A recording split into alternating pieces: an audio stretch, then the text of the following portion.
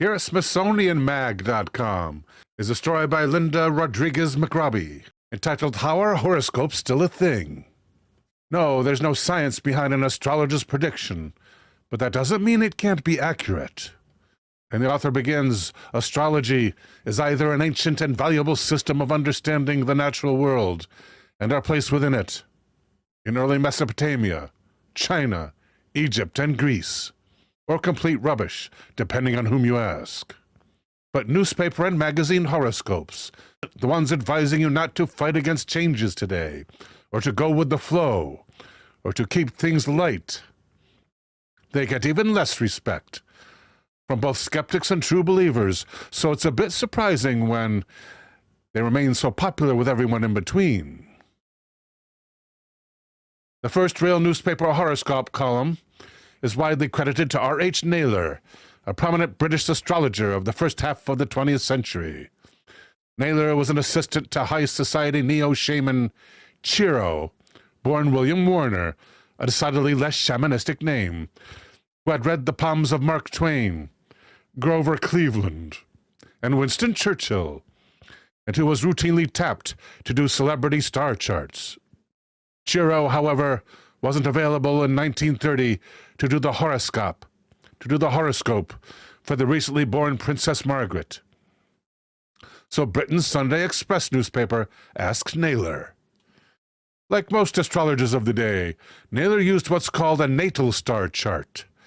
Astrology posits that the natural world and we human beings in it are affected by the movements of the sun, moon, and stars through the heavens, and that who we are is shaped by the exact position of these celestial bodies at the time of our birth. A natal star chart, therefore, presents the sky on the date and exact time of birth, from which the astrologer extrapolates character traits and predictions. On August 24th, 1930, 3 days before the birth of the princess, Naylor published a report predicted that her life would be eventful. An accurate, if not entirely inspired forecast, given that she was, after all, a princess. He did not, it appears, foresee the princess's later star-crossed romances and lifelong love affair with alcohol and cigarettes. He also noted that events of tremendous importance to the royal family and the nation will come about near her 7th year, a prediction that was somewhat more precise, and seemed to ring true right around the time that her uncle, King Edward VIII, abdicated the throne to her father. Celebrity natal star charts weren't a particularly novel idea. American and British newspapers routinely trotted astrologers out to find out what the stars had in store for society pagers like Helen Gould and baby Astor's half-brother. Even the venerable New York Times was not above consulting the stars. In 1908, a headline declared that President Theodore Roosevelt, a Sagittarius, might have been different with another birthday, according to expert astrologer Madame Humphrey. But though it was not the first of its kind, Naylor's article was a tipping point for the popular consumption of horoscopes.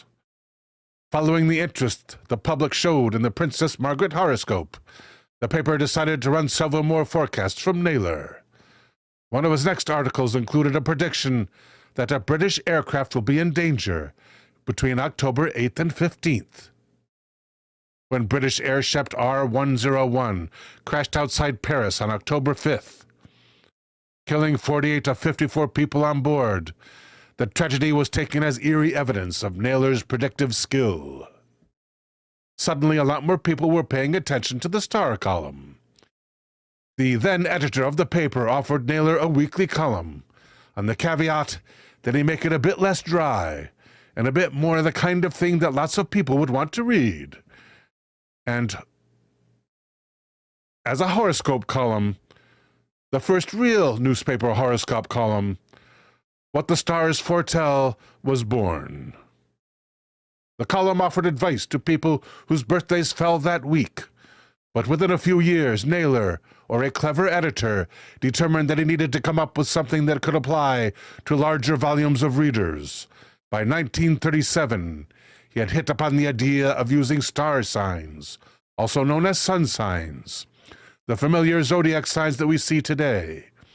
Sun sign refers to the period of the year when the sun is passing through one of the 12 30-degree celestial zones, as visible from Earth and named after nearby constellations.